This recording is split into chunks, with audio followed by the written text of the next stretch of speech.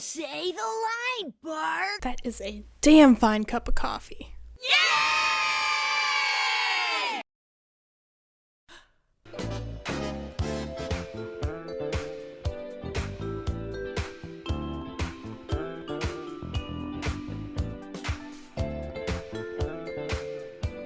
And all I've got to offer is sensitivity, intelligence, and charm.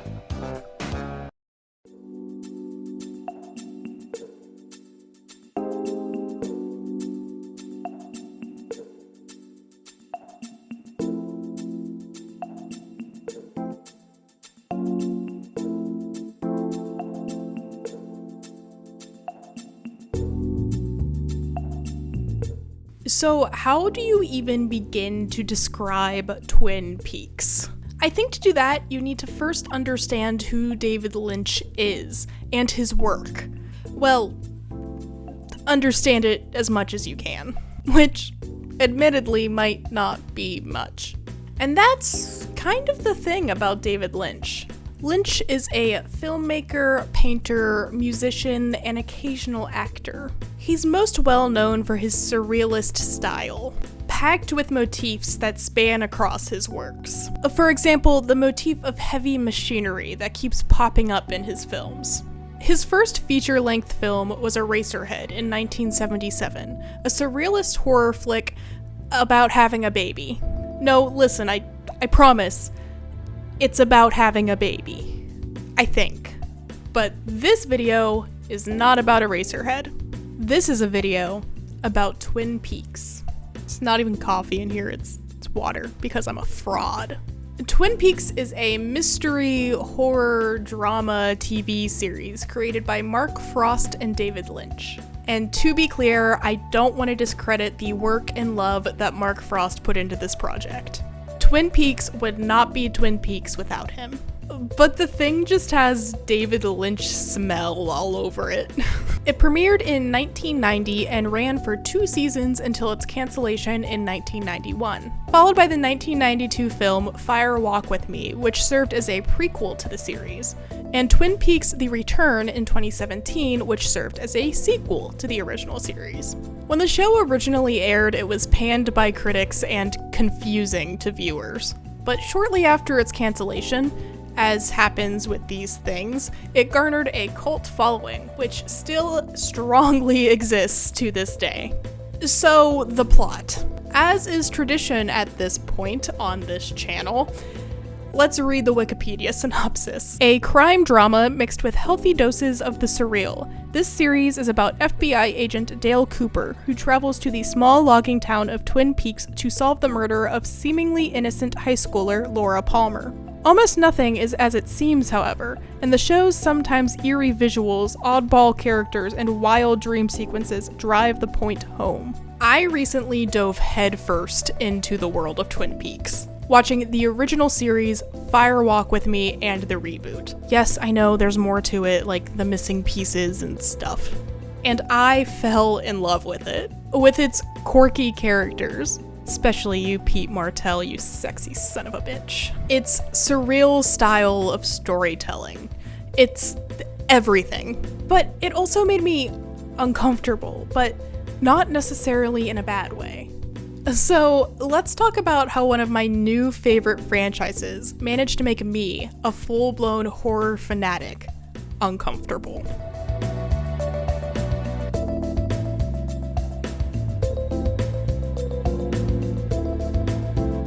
The jacket is coming off. It is too hot in this room. Ugh, that's better. The very first scene in Twin Peaks features local logger Pete Martell, hey sexy, discovering the naked body of Laura Palmer dumped on the beach. The local sheriff's department is called and they arrive to investigate the scene, including Deputy Andy Brennan, who's tasked with photographing the body. When Deputy Andy goes to photograph the body, he does something unexpected. He starts to cry. Like, really break down and sob.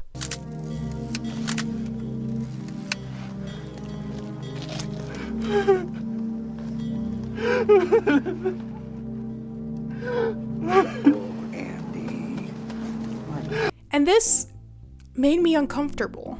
Cops on TV don't cry when they examine crime scenes. They handle the situation with a cold professionalism. But the more I thought about it, the more it made sense that Andy would cry. He's a small-town cop who's never experienced anything like this before. Of course it would be upsetting to photograph, and of course it would elicit strong emotions. I had just never seen a realistic portrayal like that before. For an ultimately pretty surreal show, Twin Peaks pulls off this uncomfortable realism expertly. It fits in seamlessly because we never see it in other media, making it still feel surreal despite its honesty. For example, there's heiress and absolute icon Audrey Horne's strained relationship with her father that's portrayed in a very down-to-earth and realistic way. She was only there for a brief time. Did you know? Yes.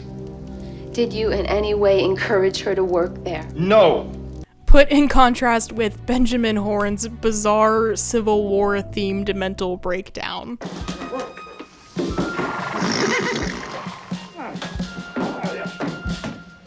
Welcome to our humble home, General Lee. Thank you. And you are? Scarlett McLean. The two play off each other in a way that makes something enticing that you can't look away from, despite how uncomfortable it might make you feel. Another examples are Laura's screams in Fire Walk With Me, screeching as a result of the inner and outer torment she's facing. The screams are so jarring and realistic that they verge on the surreal, if that makes sense. And that's sort of what this section is all about, isn't it? Realism to the point of surrealism.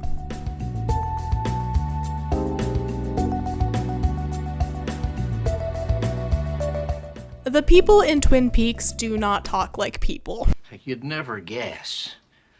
There was a fish in the percolator. There's these long pauses where characters will just look at each other. Characters will phrase things in weird ways. Wait a minute. Wait a minute.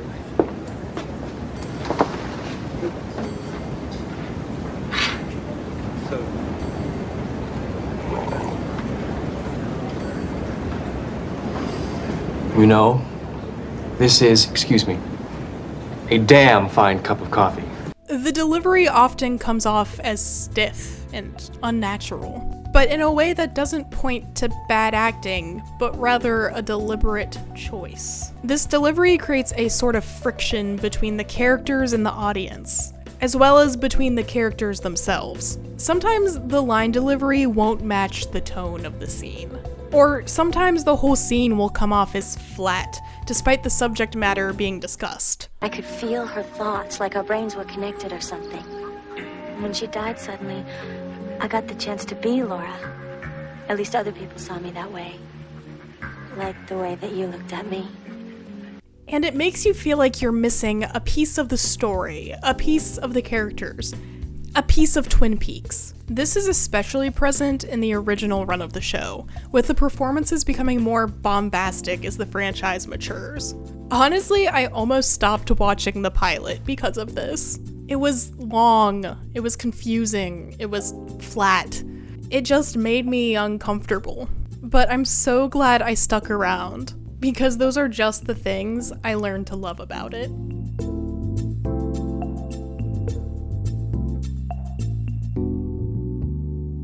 There's this one scene in Twin Peaks: The Return that really stuck out to me. Nothing much happens in this scene. In fact, it's basically nothing but a long shot of a man sweeping a floor for 2 minutes and 22 seconds, until the man at the bar picks up the phone to negotiate the selling of a girl, a reference to one of the main plots in the original show. Did I mention that nothing really happens for 2 minutes and 22 seconds? That's a ridiculous amount of time to have no cuts in a scene where nothing happens. And you feel every single second of it. It's excruciatingly awkward and uncomfortable, only to be made more uncomfortable by breaking this monotony with a phone call about human trafficking.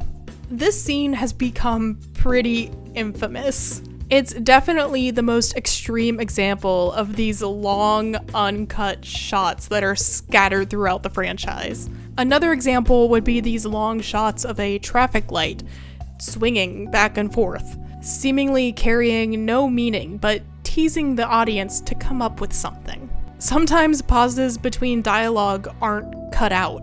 They're left to hang in the air for a moment, allowing you time to digest something that might be undigestible. Now, contrast this with the fast, erratic editing style that's used in the Black Lodge. For those of you who haven't seen Twin Peaks, the Black Lodge is a sort of other dimensional pocket housing all things evil, I think?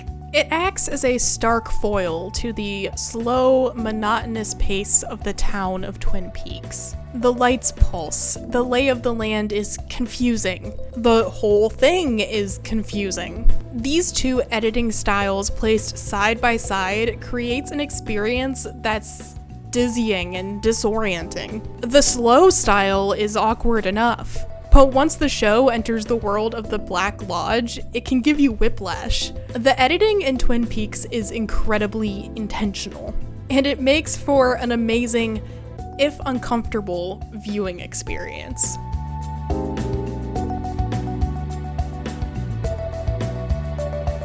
I love the characters in Twin Peaks. They're all just that.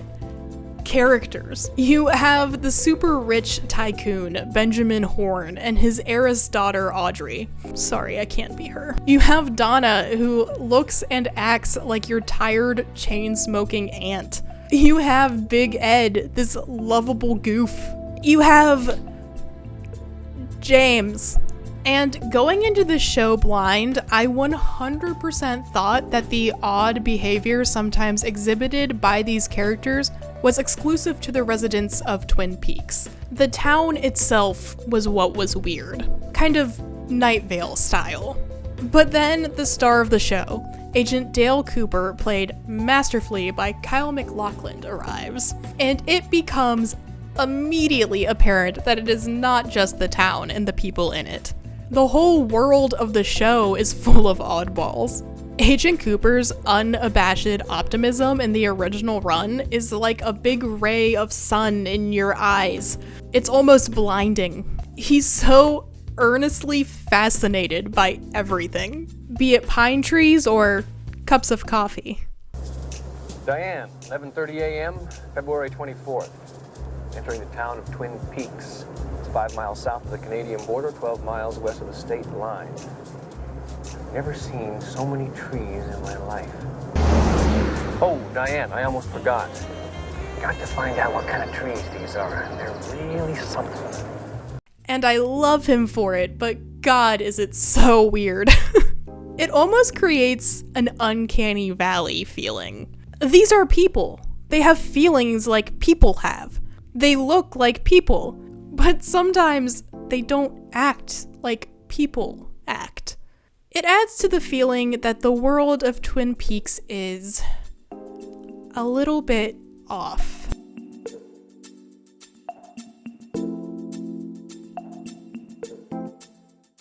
I hope I've made it clear that when I say uncomfortable, I don't mean bad.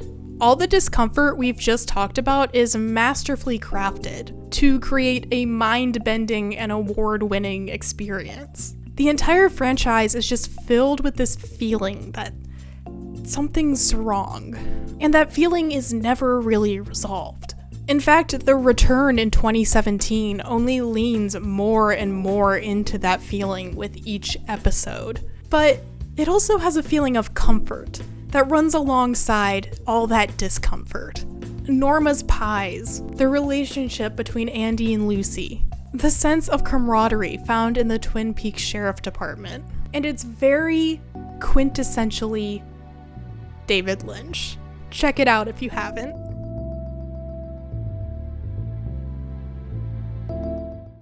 Hello? There wasn't really a deeper point to this video. I just really like Twin Peaks. If you liked this video, why not give it a like? You could even leave a comment or subscribe. If you'd like to support the channel, links to my Patreon and merch are in the link tree in the description. Patrons get fun perks like voting on future videos, credit at the end of videos, blooper reels, Discord access, all that thrilling stuff. If you didn't like this video, you must be a friend of Wyndham Earl. Bye!